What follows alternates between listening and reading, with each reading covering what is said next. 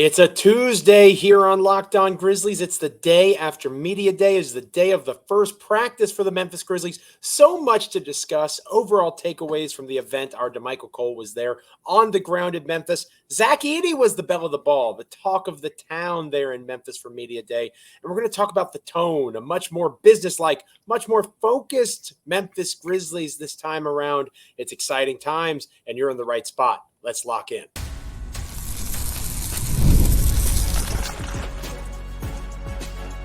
You are Locked On Grizzlies, your daily Memphis Grizzlies podcast, part of the Locked On Podcast Network, your team every day.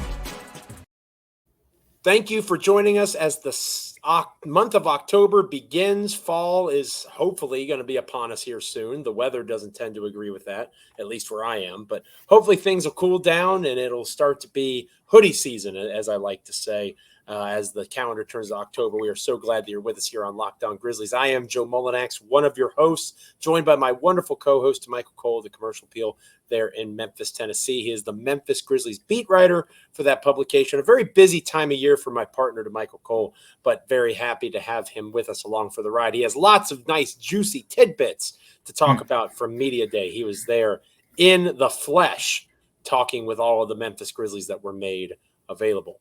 Today's episode of Locked On Grizzlies is brought to you by FanDuel. You can start the season with a big return on FanDuel. Place your first $5 bet and you'll get started with $200 of bonus bets guaranteed. Visit FanDuel.com to get started. We are free and available wherever you get your podcasts. As proud members of the Locked On Podcast Network, your team each and every single day. Like, comment, rate, review, subscribe over on YouTube, Apple, Spotify, Amazon. Literally anywhere you get a podcast, you can make Damichael and I and Locked On Grizzlies a part of your NBA and Memphis Grizzlies content consumption each and every time an episode drops. Make sure you're becoming an everydayer. Make sure you're subscribing over on YouTube as we approach 4,000 subscribers. We've come a long way. Damichael, you and I, we've come a long way, and it's exciting times as the season gets started. And we talked about it a little bit at the end of yesterday's show, and you posted about it on X, and I saw other media folks that I follow on social media talking about it as well. It wasn't an original thought. But the Media Day experience, I think I might have done it one time when I lived in Memphis. You've done it a lot more than once, and it really is a first day of school vibe, right? It's like, how was your summer? What did you do over the summer, right? Like it's one of those, everybody's getting back together, especially in a community like Memphis where there's not a ton of media overturn, right? Like people come and go a little bit, but there's usually the same faces that show up each and every year. And for the Grizzlies, that's also the case, right? There wasn't any major departures, comings or goings. Zaire Williams had something to say, which maybe we can talk about on another episode later on down the road this week. But we wanted to keep it Grizzlies focused. And again, you were there on the ground as the beat writer for the commercial appeal there in Memphis. What were some of your just overall takeaways? We'll talk more about Zach Edey later in the show, in particular. The tone, there was a very business-esque mentality that seemed to be being given off by the team. But just overall takeaways, the stereotypical that guy gained 10 pounds of muscle, or the ongoing joke was Jaren Jackson Jr. still growing, right? Like he's 25 years old. I wonder if he's still growing, but just those kinds of takeaways. I know Gigi Jackson was there on a scooter due to his injury. Vince Williams Jr. had some takes. John Conchar pulled a mean prank on Jalen Wells. Lots of different ways that you can kind of take this. I'm curious as to your overall thoughts on the day that was Media Day on Monday. They think they can get the job done, Joe. They think they can get the job done. I mean, it started with Zach Kleiman. Kleiman came out and first he said what I think is the most crucial part to understanding the structure of this Grizzlies team. He said that Ja Morant, Desmond Bane, and Jaren Jackson Jr., that's our core. We all know that, right? That's not a surprise that he said that much. But going on and on above that was everything that's been done. He went all the way back to last February's trade deadline. The idea has been to kind of maximize the talent around that core. Then he said something else that was really important. Joe, you might like this part of it a little bit better, because you know you were a critic, I think, of the tripling down on youth, and you gave him a couple words for that stuff, Joe. But are you trying to win a championship? Are you trying to win a championship? That's what you said, Joe Mullinax. That's what you said. And today, yesterday on Media Day, Zach Kleiman, when talking about this whole thing, building around the core, he basically said that they've had a couple years now, like where Desmond Bane, Jaren Jackson Jr., and Ja Morant have been the focal point of the core. And over that course of time, they're kind of becoming better equipped at knowing what needs to happen, what is needed to surround those type of players.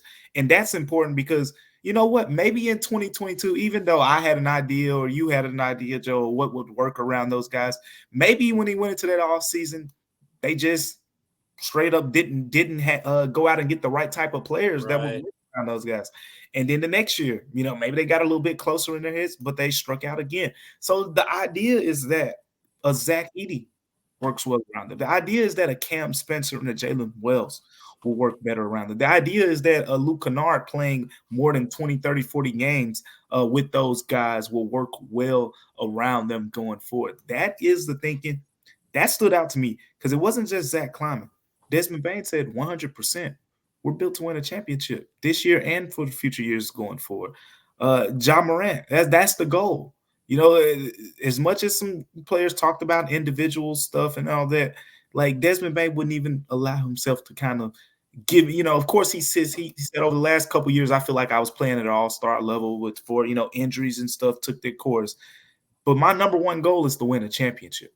Sure. That's the goal around here. And of course that should be the goal, right? But after the way last season happened, you know, with all the injuries and stuff, I didn't know if I expected them. Well, you know, we're gonna see where the dice fall type of mentality, but no, they feel like they're one of those ones, you know, in the Western Conference. They most certainly should feel that way. Otherwise, what are we doing here, right? If you're going to spend hundreds of millions of dollars on a core that is Ja Morant, Jaren Jackson Jr., and Desmond Bane, you better make darn sure that you're doing your best to have a championship reality. They're not on rookie deals anymore. Yeah. It's winning time now. Case one, the Minnesota Timberwolves, right? Right. It was refreshing to me to hear that they are all in and they are trying to compete at a high level, and that is their goal.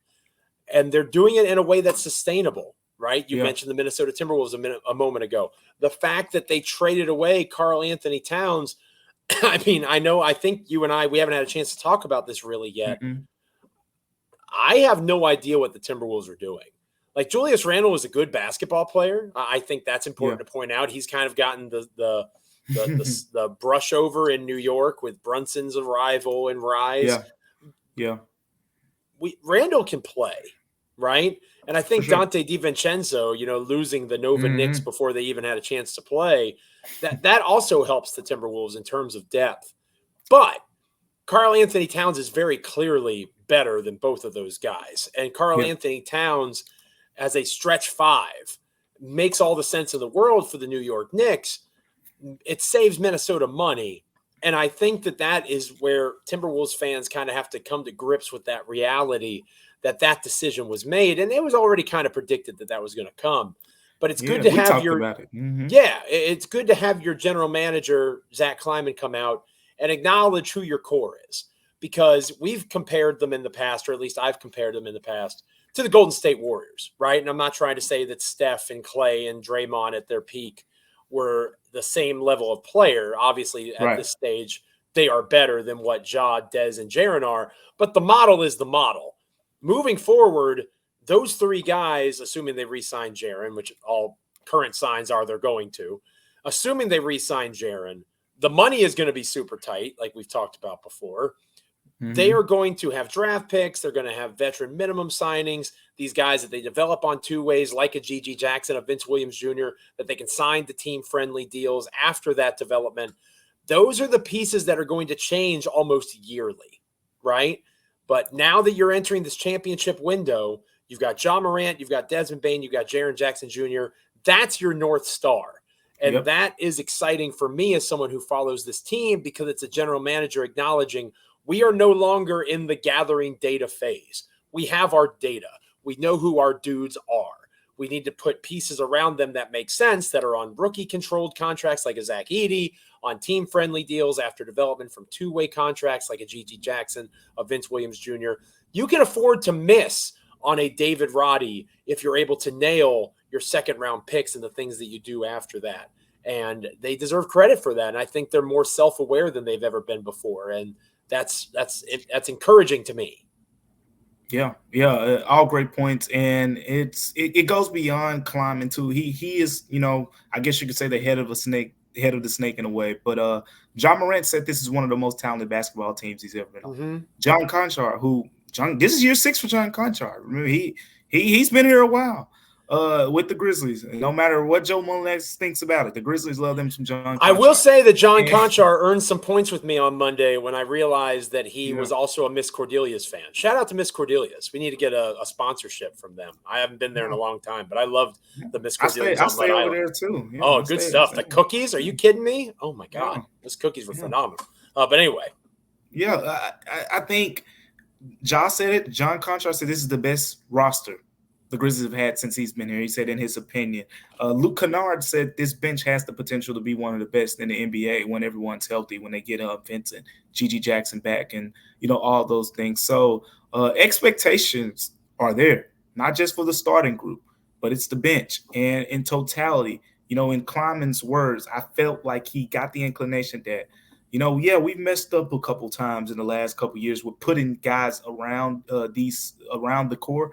But we feel like we're starting to get closer to the idea of how to win around Ja Morant, Desmond Bane, and Jaren Jackson Jr., which is important simply because of what you just said. If you use the Golden State model, if you go to the Golden State model, what you will see is in 2015 to 2022, completely different rosters, but those three guys were still there. And then around them, you had the similar archetypes. You had the 3-and-D guys. You had the playmaking bigs. You had the switchable wing defenders and things like that. The model was still the same of what to put around them, and I think that's what the Grizzlies are figuring out. That's exactly what they're trying to do, and at least to my eye, and I think it's the right thing to do. It's good to be entering this championship window, and you would imagine they'll act accordingly on that front, which makes me excited. Let Damichael and I know what you guys think about this media day takeaway, how you feel about where Ja Morant's head was at. It was nice to hear him say he hasn't ever been happier. People were trying to push the narrative of the revenge tour and that sort of thing. That was not Ja's vibe at all, right? Like he wasn't biting down that. Yeah, and that's impressive. Whether it's better media training, if you want to be cynical, or whether he's genuinely in a happier place, that gives me reason for optimism that this season is going to be successful because Ja Morant will be on the court. But another guy that's going to be on the court, we're going to talk about next here on Locked On Grizzlies, Zach Edey. The talk of Memphis, his size or lack thereof, his ability to make an impact for this team early on. That's one of the most fascinating storylines coming out of Media Day, and we'll talk about that next here on Locked On Grizzlies.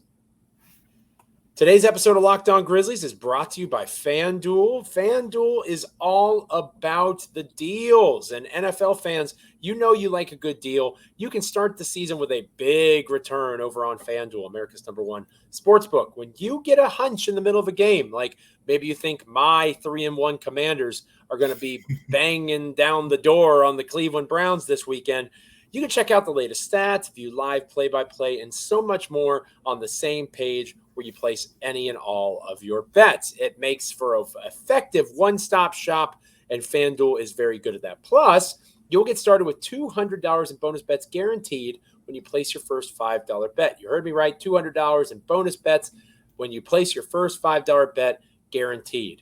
Get all of that and then some over at FanDuel.com. Zach Edey, partner, was the talk of the town, the belle of the ball, all the different ways you can say it.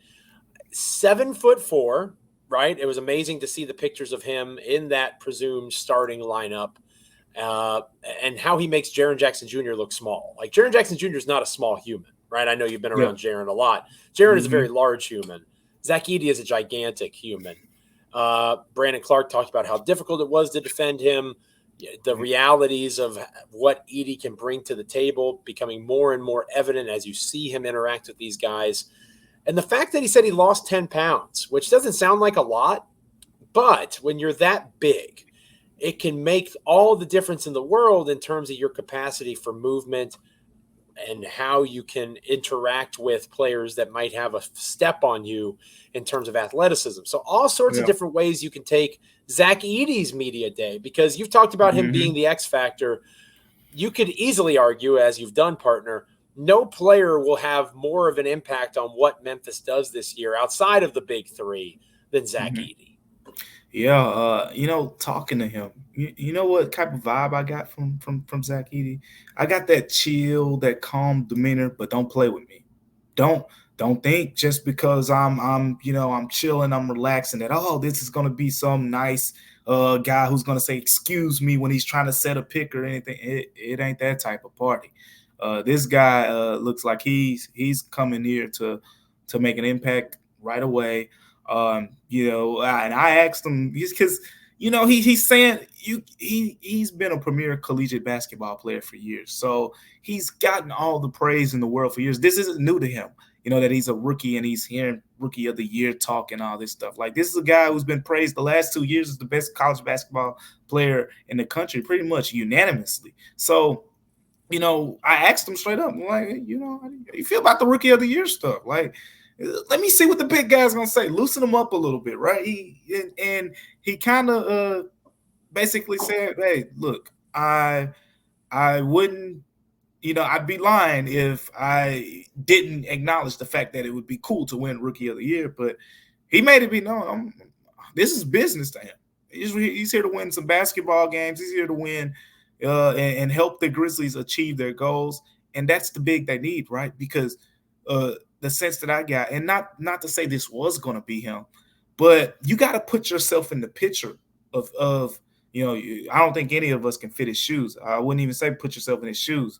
I can't fit his shoes, Joe. I might can put both my feet in his shoes and they might not fit. I don't know, but I can't put myself in his shoes. But if you put yourself like in the idea of what is it like to be Zach Edey over the last couple of years? So guess what?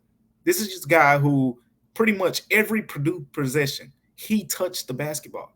In Memphis, you might go 2-3 possessions sometimes without touching the basketball. It might just be as simple as set this screen here, set that screen over there for this, set this screen for Ja on this possession, set that off-ball screen for Marcus Smart on that possession. All right, go over there and get the offensive rebound. Don't get it? Okay, get back on defense.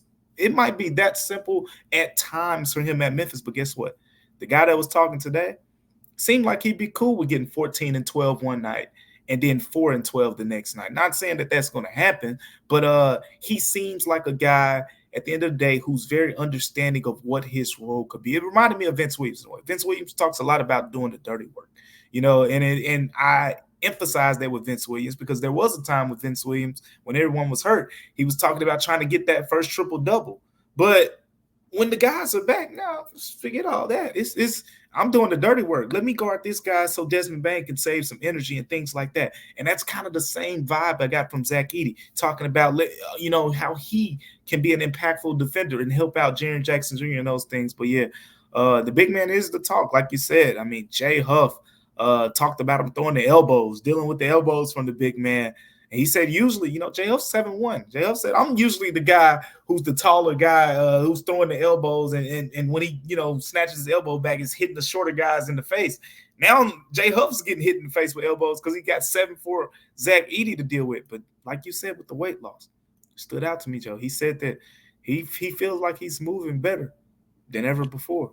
And if Zach Edey's moving better than ever before, like if that really is the case, hey, what else has to be said? He must not have been introduced to the Memphis restaurants that they were talking about after he was drafted. He must not have gone and eaten at Central Barbecue or Miss Cordelia's. Again, Miss Cordelia's, if you're listening, hook us up. We'll happily do a sponsorship. Just send me some cookies every couple of weeks, and I'll be set. I'm most excited for watching him alongside Ja because I think that is going to be the window – not just for Edie to be a Rookie of the Year candidate, but to be honest with you, and this is a bit of a hot take, I think it's the window for Ja's MVP candidacy. how well Edie can be that super Steven Adams, how much space he can create for Morant to work with, whether it's finding a shooter in the corner, a guy on the short roll, cutting back door off a screen, however the case might be, or if the best shot is for Morant just getting to the rim and finishing and getting to the free throw line if he gets fouled.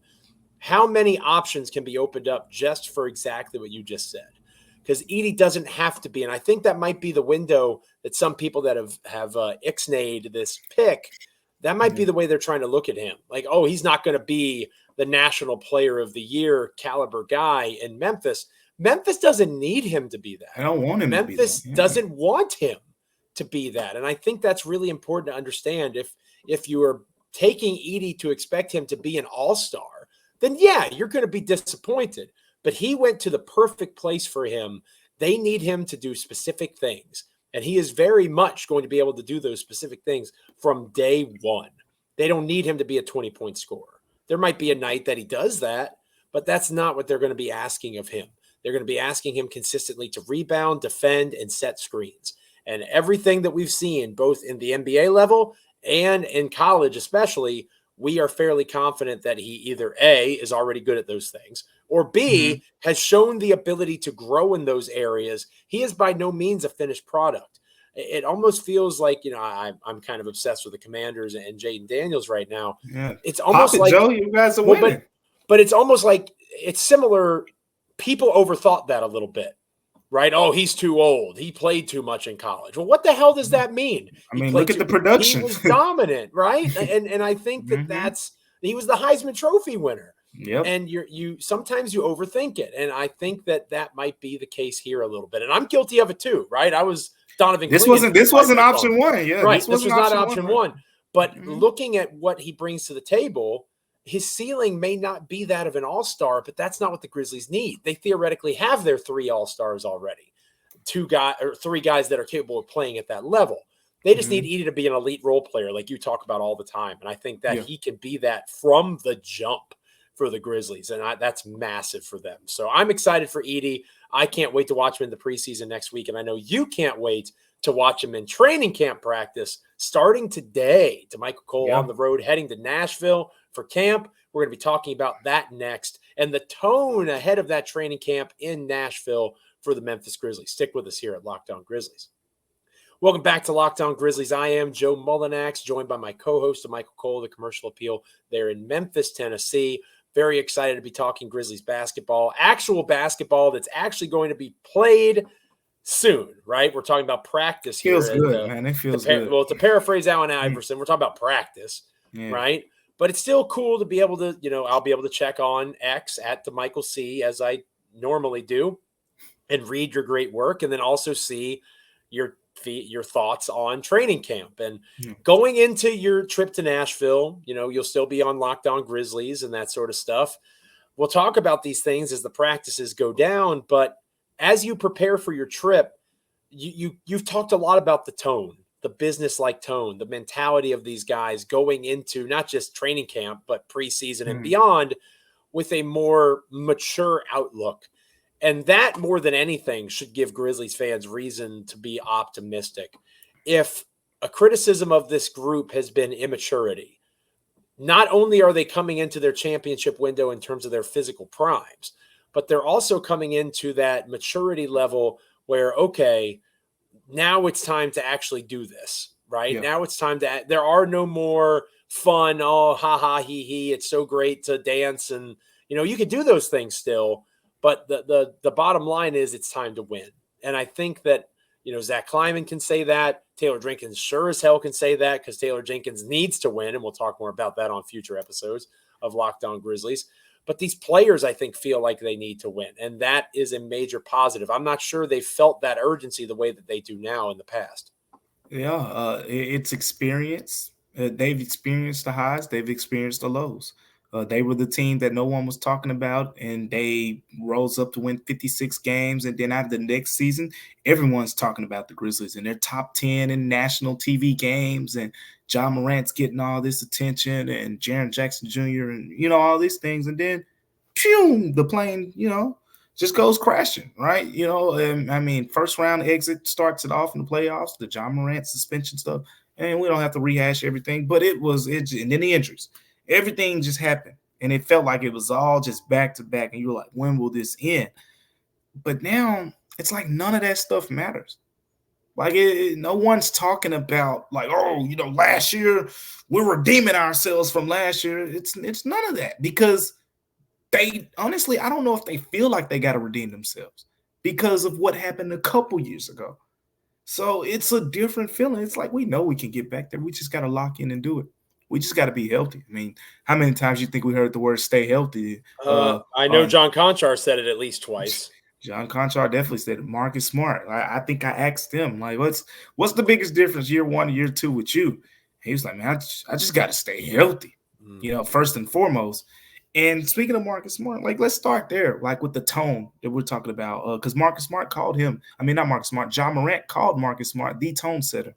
I noticed that too. That was interesting to me. Yeah, and I think when he's calling Marcus Smart the tone setter, he's talking about those, I guess, those gritty plays that he makes, right? You think about that win against the Pelicans. He dives on the floor, gets that loose ball at a crucial moment late in the fourth quarter. There's those plays that's going to reignite the energy whenever you're slow. And everybody knows Marcus Smart likes to talk, and everybody knows he don't care who you are.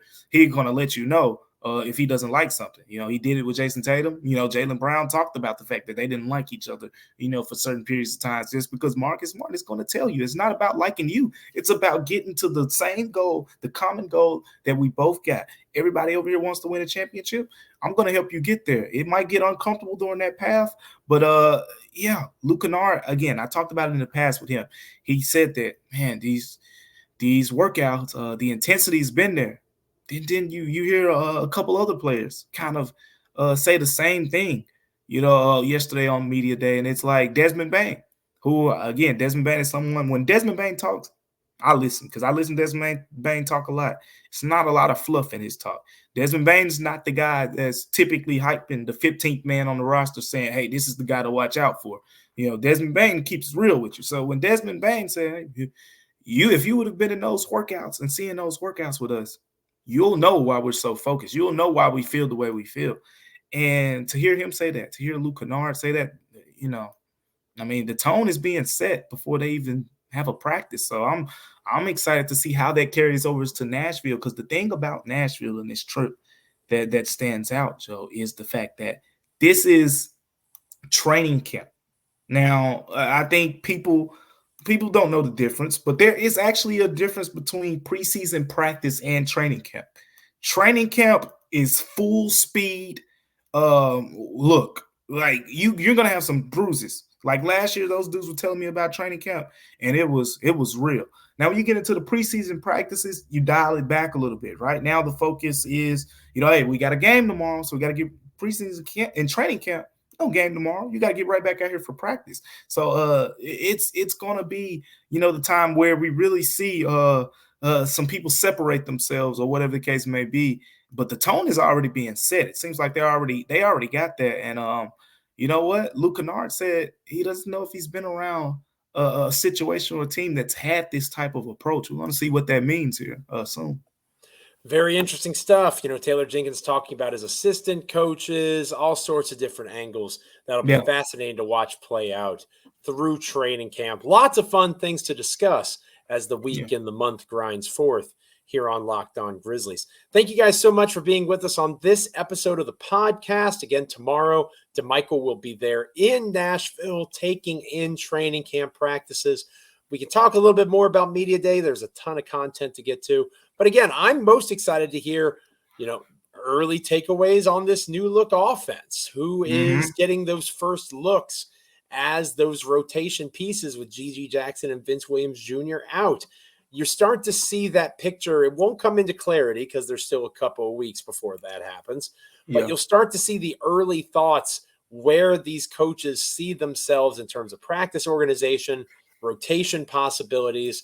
You get your first crack at it heading out to Nashville, and I can't wait to hear what you have to say about it. Man, I can't wait to hear about it myself. This is going to be intense. Like I think it's important to, again, there's a difference between training camp and preseason practice. This first week, while they're in Nashville, because preseason practices will go on after they leave Nashville. Right. But there's a reason you're going to Nashville and you're completely separating yourself from everything else. It's just you and your teammates and your coaching staff and all that. Like, it's full speed ahead for these 3 days: Tuesday, Wednesday, Thursday. Practice, nothing else. You get the day off on Friday, then they'll have probably a couple practices before that game against the Mavs.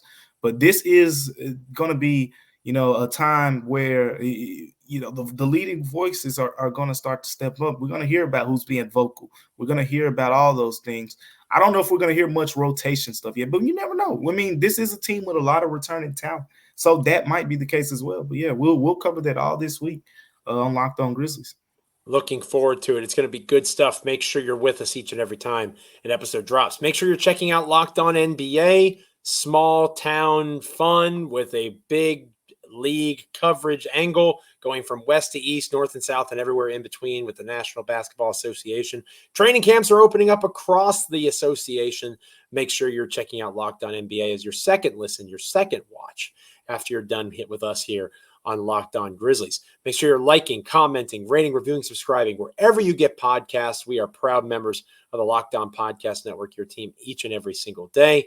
Make sure that you are with us on YouTube, Apple, Spotify, Amazon, literally anywhere you can get a podcast. Be an everydayer. Make sure you're with us, not just tomorrow, but every day moving forward as NBA basketball is back, baby. For Damichael, I'm Joe. Stay locked in. Make sure you're following him at Damichael C. Make sure you're following me at Joe Mullinax on X.